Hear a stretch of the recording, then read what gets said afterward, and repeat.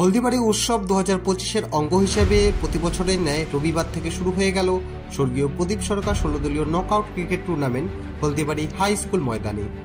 এদিনের খেলার উদ্বোধনে উপস্থিত ছিলেন হলদিবাড়ি থানার আইসি কাশ্যপ রায়, 7 নং ওয়ার্ড কাউন্সিলর পুরবী রায় প্রধান, বিশিষ্ট ক্রীড়াপ্রেমী জয়ন্ত দে সহ প্রমুখ। এদিন দুটি খেলা অনুষ্ঠিত হয়। উদ্বোধনী খেলায় পরস্পর মুখোমুখি হয় জিগজ্যাগ বনাম মেখলিগঞ্জ। টসে জিতে মেখলিগঞ্জ প্রথমে ফিল্ডিং করার সিদ্ধান্ত নেন।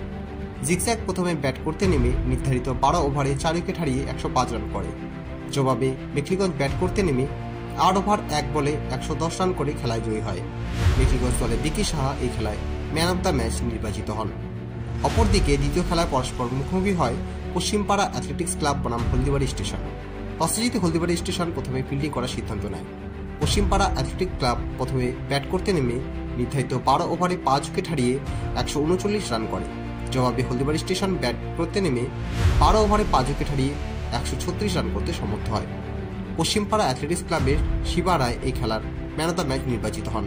আগামীকালকের প্রথম খেলায় পরস্পর মুখোমুখি হবে ব্ল্যাকবার্ড বনাম মাজার শরীফ এবং দ্বিতীয় খেলায় মুখোমুখি হবে মেলার মাঠ বনাম ক্ষুদিরামপল্লী এ।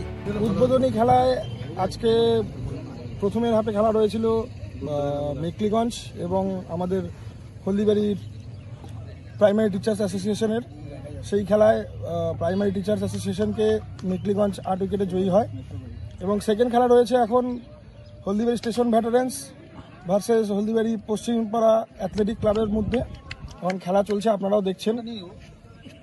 এরপরে আরও কালকে থেকে প্রত্যেক দিন যাবৎ খেলা রয়েছে এবং আমাদের হলদিবাড়ি উৎসবের আজকে ছেলেদের ফুটবল প্রতিযোগিতা রয়েছে হলদিবাড়ি দেশবন্ধু স্পোর্টিং ক্লাবের ময়দানে।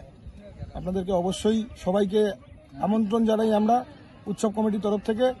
এরপরে আমাদের 23 থেকে 26শে জানুয়ারি পর্যন্ত রয়েছে আমাদের মূল প্রোগ্রাম, যেখানে আমাদের বিভিন্ন বিষয়ভিত্তিক প্রতিযোগিতামূলক সাংস্কৃতিকমূলক প্রোগ্রাম রয়েছে। আপনাদেরকে সবাইকে আসার জন্য অনুরোধ করছি আমরা। আপনারা দেখছেন নর্থ বেঙ্গল সমাচার, উত্তরের বার্তা, সত্যের পথে।